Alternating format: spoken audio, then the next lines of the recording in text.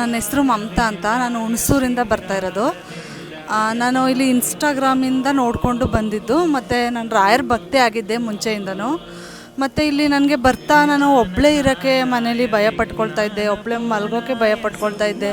ಇಲ್ಲಿಗೆ ಬಂದಮೇಲೆ ಧೈರ್ಯವಾಗಿದ್ದೀನಿ, ನಾನು ಧೈರ್ಯವಾಗಿ ನಿದ್ದೆ ಮಾಡ್ತೀನಿ. ಮತ್ತು ನೆಮ್ಮದಿ ಇರಲಿಲ್ಲ ನನಗೆ. ನೆಮ್ಮದಿ ಅನ್ನೋದು ಸಿಕ್ಕಿದೆ ನನಗೆ ಇಲ್ಲಿಗೆ ಬಂದಮೇಲೆ.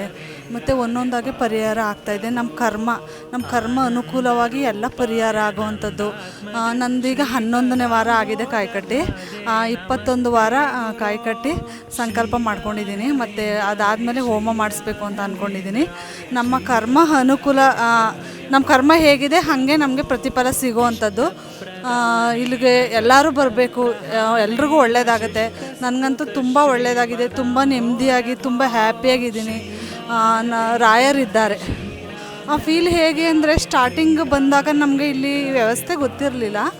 ಕಾಯಿ ಕಟ್ಟಬೇಕು ಅಂತ ಹೇಳಿದ್ರು. ನನ್ನ ಕಾಯಿನಲ್ಲಿ ನಾವು ಸಂಕಲ್ಪ ಮಾಡಿಕೊಂಡು ತಂದಾಗ ಒಂದು ವೈಬ್ಸ್ ಬರುತ್ತೆ.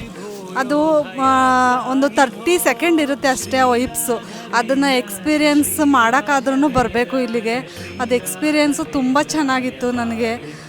ಅಂದರೆ ಶಕ್ತಿ ಇದೆ. ಆಮೇಲೆ ನೈಟ್ಗೆ ಹೋಗಿ ಮಲಗಿದಾಗಲೂ ಅಷ್ಟೇ ರಾಯರಿದ್ದಾರೆ ಅಂತ ನಮಗೆ ಗೊತ್ತಾಗುತ್ತೆ. ಅಂದರೆ ನೈಟು ಕನಸಲ್ಲಿ ಬರ್ತಾರೆ, ನಮಗೆ ನಾನು ಇದ್ದೀನಿ ಅನ್ನೋ ಆಶೀರ್ವಾದ ಕೊಡ್ತಾರೆ. ಮತ್ತು ನಾವು ಕುಗ್ದಾಗ ಧೈರ್ಯ ಕೊಡ್ತಾರೆ. ರಾತ್ರಿ ಕನಸಲ್ಲಿ ಬಂದು ನಾನು ಇದ್ದೀನಿ, ಹೆದರಬೇಡ. ನನಗದೆಲ್ಲ ಎಕ್ಸ್ಪೀರಿಯೆನ್ಸ್ ಆಗಿದೆ ಇಲ್ಲಿಗೆ ಬಂದಮೇಲೆ.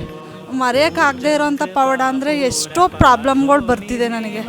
ಅದು ಕಣ್ಣು ಮುಚ್ಚಿ ಕಣ್ಣು ಬಿಡೋದ್ರೊಳಗೆ ಸಾಲ್ವ್ ಆಗ್ತಿದೆ ನನಗೆ. ಆಮೇಲೆ ನಾನು ಅದೇ ಹೇಳಿದ್ನಲ್ಲ ಸ್ಟಾರ್ಟಿಂಗೇ, ಒಬ್ಬಳೇ ಇರೋಕ್ಕಾಗ್ತಾ ಇರಲಿಲ್ಲ ನನಗೆ.